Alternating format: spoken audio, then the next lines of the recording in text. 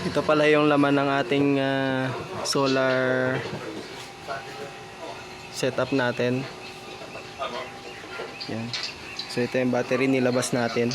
So yung battery pala natin ay Cheaping 12.850 Ah. Yan, murang-mura lang yan guys. Tapos ito yung dito natin siya nilalagay. So bali ito kaha ito ng personal computer or PC. And ito mga to, yun yung mga switch natin. Ginagamit natin adjustable switch. Yan. So pwede nating i-adjust high, high, high. Kasi ito naman nilagyan natin ang meter dito para makita natin kung ilan na yung nakonsumo natin sa battery. At nilagyan natin ng fast charging na USB. Chargeable na battery ng cellphone. Yan. So 12 volts yan guys, no?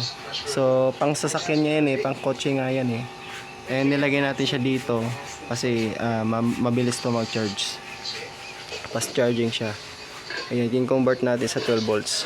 So ngayon naayusin natin yung wirings nito para maganda tingnan at mas safe siya.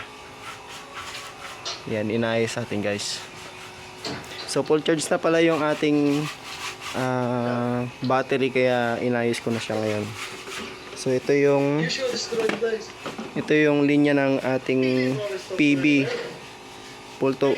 or yung ating solar panel. So meron niyang power.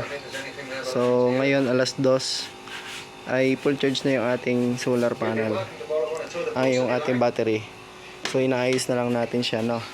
At ito yung ating solar controller nakabitin. Yan. So mamaya natin siya ayusin.